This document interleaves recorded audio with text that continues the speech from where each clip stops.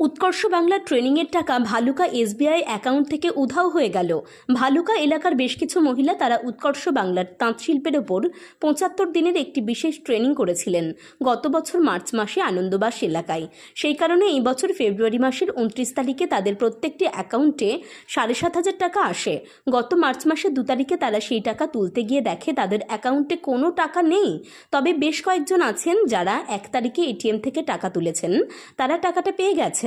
এই বিষয়ে তারা ভালুকা স্টেট ব্যাংকের ম্যানেজারের কাছে জানতে চাইলে প্রথমে তারা কোনো সদুত্তর পাননি। পরে তাদেরকে বলা হয় তারা এই বিষয়ের উপর একটি আবেদনপত্র জমা দিলে বিষয়টি তারা বিবেচনা করে দেখবেন।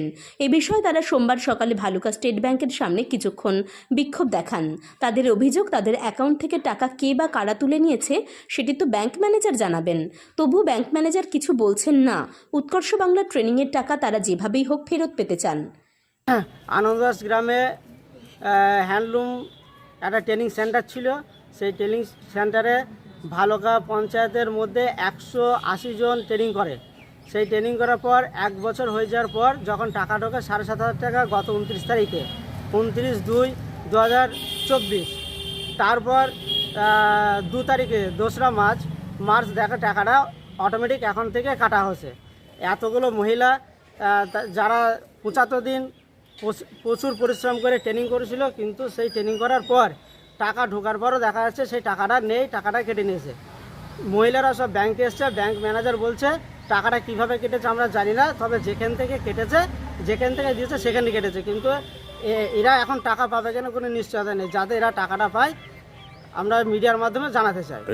হ্যাঁ, অনেকজনা টাকাটা অলরেডি তুলে নিয়েছে, তাদেরটা কোনো সমস্যা হয়নি, কিন্তু যাদের অ্যাকাউন্টে টাকাটা ছিল ২ তারিখে দেখা যাচ্ছে টাকাটা নেই, টাকাটা কেটে নেওয়া হয়েছে।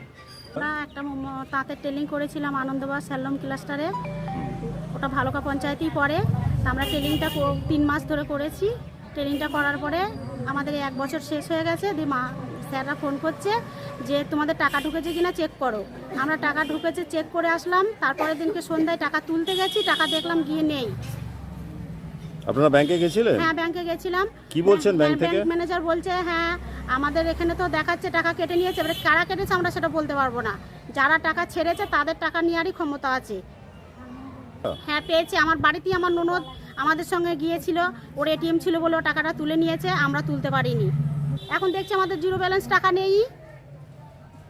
ব্যাংক ম্যানেজারকে অভিযোগ করেছেন? হ্যাঁ, অভিযোগ করেছি। ব্যাংক ম্যানেজার বলছে আমরা একটা স্টেটমেন্ট দিতে পারি, আপনার বই আপডেট করুন। আমরা এখন বই আপডেট করেছি, ম্যানেজারের কাছে যাব, ম্যানেজার কি বলে সেটাই জানবো। এটা কোথাকার ট্রেনিং ছিল? Anandabas handloom cluster. নদিয়ার ভালুকা থেকে দেবব্রত মালাকারের রিপোর্ট ইন বাংলা নিউজ।